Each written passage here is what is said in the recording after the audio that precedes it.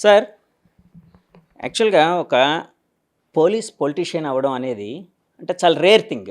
అంటే అక్కడక్కడ కొన్ని దృష్టాంతాలున్నాయి, ఎగ్జాంపుల్స్ ఉన్నాయి, కాదన్ను. కానీ చాలా రేర్‌గా జరుగుతూ ఉంటది. సో, మీరొక పోలీస్‌గా ఉంటూ పొలిటీషియన్‌గా మారిన క్రమం కోసం చెప్పాలి అంటే ఏం చెప్తారండి? మొదటగా మీ ఛానల్కి నమస్కారం. ఈ ఛానల్ యాజమాన్యానికి అందరికి కూడా నమస్కారం తెలియజేసుకుంటూ, నేను పోలీస్ డిపార్ట్మెంట్లో అకౌంట్స్ ఆఫీసర్గా పనిచేశాను, కానీ ఎగ్జిక్యూటివ్ స్టాఫ్ కాదు. ఓకే. అయితే ఆల్రెడీ పోలీస్ డిపార్ట్మెంట్లో పనిచేసినటువంటి ఐపీఎస్ ఆఫీసర్స్ కూడా ఎంపీ లైన్లో ఉన్నారు. ఉదాహరణకు మన బాపట్ల ఎంపీ గారు తెన్నేటి కృష్ణప్రసాద్ గారు, ఆయన ఐపీఎస్ ఆఫీసర్గా చేసి రిటైర్ అయ్యి ఎంపీగా కంటెస్ట్ చేశారు. ఇప్పుడు ప్రస్తుతం బాపట్ల ఎంపీగా ఉన్నారు. అలాగే డిపార్ట్మెంట్ నుంచి చాలామంది వస్తారు, కానీ నాది డిఫరెంట్.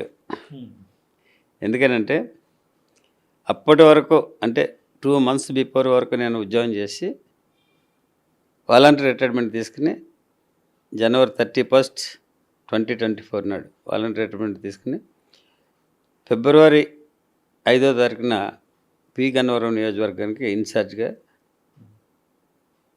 రావడం జరిగింది జనసేన పార్టీ తరఫున.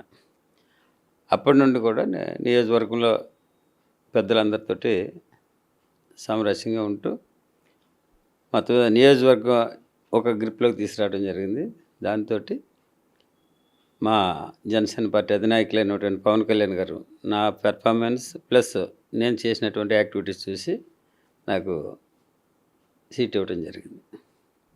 సార్, మీకు సీట్ ఇచ్చినప్పుడు కూడా అంటే కొంచెం లేట్‌గా అనౌన్స్ చేయడం జరిగింది కదండీ! ఆల్మోస్ట్ 30 రోజుల్లో మీరు ఎమ్మెల్యే అయ్యారు.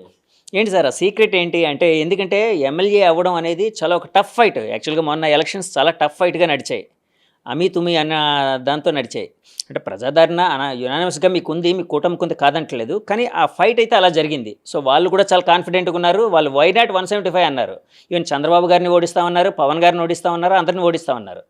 సో, అలాంటి టైంలో 30 రోజుల్లో ఎలక్షన్ గెలవడం అనేది చాలా చాలా గ్రేట్ అచీవ్‌మెంట్. ఏంటి సార్ ఆ సక్సెస్ సీక్రెట్ ఏంటి? అయితే ప్రజలందరికీ తెలియవలసినటువంటి ఒక విషయం ఉంది. 30 రోజుల్లో ఎమ్మెల్యే కాదు. నేను ఇంచుమించు 2 years నుండి ఎవ్రీ ఫ్రైడే నైట్ బయలుదేరి వచ్చి ఇక్కడ లోకల్లో ఉంటూ సాటర్డే సండే నియోజకవర్గం 4 మండలాలకు కూడా వర్క్ చేసి ఎక్కడ ఎవరికి ఏ అవసరాలు ఉన్నాయో అవి వాటిని వాళ్ళకి పరిష్కరించి ఆర్థికంగా ఇబ్బంది పడ్డ వాళ్ళకి ఆర్థికంగాను, లేకపోతే వేరే విధంగా మెడికల్గా కానీ ఇలాగ ఏ అవసరం ఉంటే ఆ అవసరం తీర్చినటువంటి వ్యక్తిని. ఆ వర్కే నాకు సీట్ రావడానికి కారణమైంది. అది ఆ విషయం తెలియక జనాలు ఏమనుకున్నారంటే 1 monthలోనే ఎమ్మెల్యే అయిపోయాడు అనుకుంటారు. కాదు, అది నేను ఇంచుమించు 2 years నుంచి కూడా మంచి హార్డ్ వర్క్ చేయడం జరిగింది. హైదరాబాద్ నుంచి ఎవ్రీ ఫ్రైడే నైట్ బయలుదేరి వచ్చి సాటర్డే సండే వర్క్ చేసి మళ్ళీ ఎర్లీ అవర్స్ మండే ఆఫీస్కి వెళ్తాడు. ఓకే. ఈ కష్టం ఎవరికి తెలియదు. ఈ జనాలు తెలియని జనాలు ఏమంటారంటే 1 monthలోనే ఎమ్మెల్యే అయిపోయాడని అనుకుంటారు. కానీ అంటే 1 month అంటే మీరు మీ కష్టం కోసం చెప్పారు కదండీ! అయినా కూడా ఒక రాజకీయ మహామహులున్న టైంలోని పవన్ కళ్యాణ్ గారు మిమ్మల్ని నమ్మి, మీ వర్క్ నచ్చి, మీ హార్డ్ వర్క్ నచ్చి ఇవ్వడం, అట్ ద సేమ్ టైం ఆ టైంలో నాకు తెలిసి చాలా చాలా ఇంటెలిజెన్స్ రిపోర్ట్లు ఇలాంటివన్నీ, అంటే ఇంటెలిజెన్స్ అంటే గవర్నమెంట్‌ది, అది వేరే విషయం. మామూలుగా పార్టీ పరంగా కూడా రిపోర్ట్లన్నీ ఉంటాయి. అంటే గ్రౌండ్ లెవెల్ రిపోర్ట్స్ ఇవన్నీ జరుగుతుంటాయి. అంటే ఇంతమందిని కాదని మీకు ఇవ్వడం అనేది యాక్చువల్‌గా చాలా చాలా ఒక అంటే ఎవరు ఊహించని విధంగా జరిగింది. సో, ఆ సమయంలో పవన్ కళ్యాణ్ గారు మీతో చెప్పిన అంటే ఫస్ట్ టైమ్ ఎలక్షన్‌లోని అంటే మీ టికెట్ అనౌన్స్ చేసిన వెంటనే మీరు వెళ్ళి కలవడం జరుగుతుంది కదండీ! ఆ టైంలో పవన్ కళ్యాణ్ గారు మీతో అన్న మాట ఏంటండి? సార్ ఏంటంటే తను ఒకసారి ఒక వ్యక్తికి మాట ఇచ్చారంటే ఆ మాట తప్పరు. ఓకే. ఇంకొకటి ఏంటంటే సార్ నమ్మినటువంటి వ్యక్తిని ఎవరిని కూడా విడిచిపెట్టరు. ఈ 2 విషయాలు నా నా నా విషయంలో జరిగినాయి కాబట్టి నాకు టికెట్ ఇవ్వడం జరిగింది. అంతేకాకుండా సార్ అంతా మొత్తం అంటే ఎంక్వైరీ చేసుకున్నారు. ఓకే. మా బ్యాక్గ్రౌండ్ కానీ సోషల్ పొజిషన్ కానీ, నాకు ఇక్కడ ఏ విధమైనటువంటి గుడ్ రిలేషన్స్ ఉన్నాయని ఇటువంటివన్నీ కూడా తెలుసుకుని అప్పుడు దాన్ని బేస్ చేసుకుని ఇవ్వటం జరిగింది. సార్ ఇందాకలా నా క్వశ్చన్‌కి మీరు ఆన్సర్ చెప్పలేదు. ఎందుకంటే అంటే పోలీస్ నుంచి పొలిటీషియన్‌గా మారిన క్రమం కోసం చెప్పారు. కానీ మీరు పోలీస్‌గా ఉంటూ అంటే పాలిటిక్స్ అనేవి అంటే చాలామంది మామూలుగా అంటే ఒక రకమైన హర్డిల్స్ ఎక్కువుంటాయి. అంటే ఎంత గౌరవం ఉంటుందో అట్ ది సేమ్ టైమ్ అంత నెగటివిటీ కూడా ఉంటుంది. కొన్ని సార్లు అన్ని సార్లు కాదు. కొన్ని సార్లు కొంతమంది మీద అందరి మీద కాదండి. జనరలైజ్ చేయట్లేదు నేను. సో, ఇలాంటి ఫీల్డ్‌లోకి ఎందుకు రావాలనిపించింది మీకు? అంటే సోషల్ వర్క్ చేయడానికి ఇదొక వేదిక అనుకున్నారా? లేకపోతే మనీ సంపాదించడానికి ఒక వేదిక అనుకున్నారా? ఎందుకంటే మీ వ్యతిరేకులు అంటూ ఉంటారు. అయితే